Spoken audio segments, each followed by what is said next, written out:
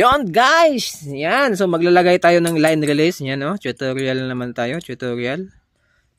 Ayan, so line release. So madali lang siya no. Ang una niyan, ganito lang kung kuha tayo ng pang line release kasi maliit lang naman to, so maliit din yung ginagamit natin. Ayan. So una niyan kailangan naka ano niyan no. Ganyan so. So naka down, kailangan nakataas yan. Ganyan. At para madali lang siya, yung kanto ng share sa ilalim, lagyan nyo ng ano, ayan o, diba?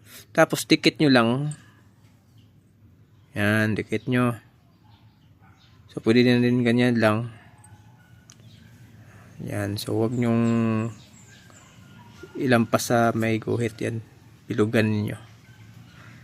So yan, butasan natin yan.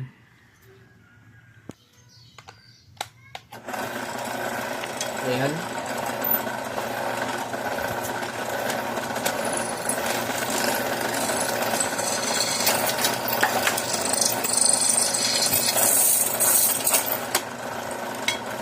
So, kailangan may malaki para pang rivets natin.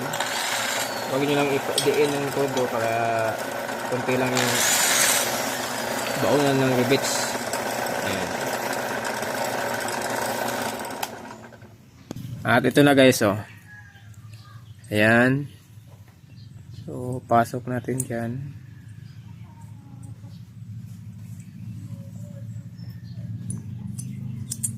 Ayan.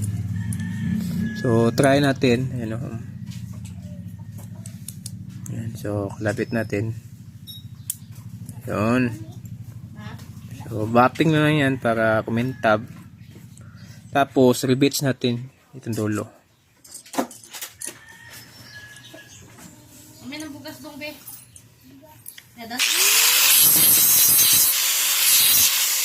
Sobrang dali lang talaga yan gawin guys. Diin natin.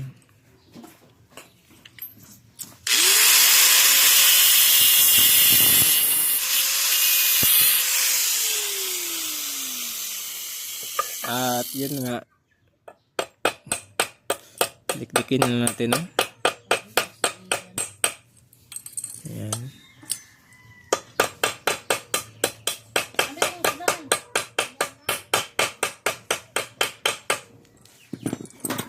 So, try. Ayan. Ayan na. So, bapping lang kulang yan para kumintab. Ayan o, diba? Line release. Ito yung asan yung release, mga line release natin. Ayan. So, ayan yung mga line release natin o. Ayan. Diba? Madali lang siya gawin guys. Yan, follow and share na po. May Facebook page, Bunggoy's Caravan. Bunggoy's G. New page natin. Pakipollow na lang. Kung gusto nyo mag-order, PM lang doon sa ating Facebook page. Bunggoy's G. Hello. Yan, sobrang ano na yan. So, kailangan tanggalin natin yan para hindi siya ano talaga, parang scotch.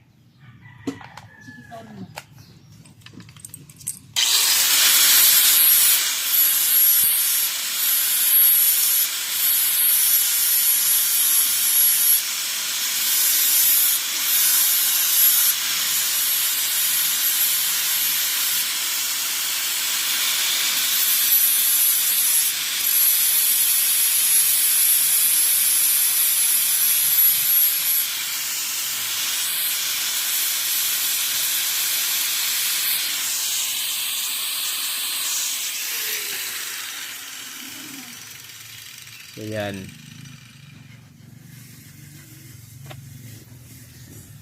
So yan yung mga spear natin.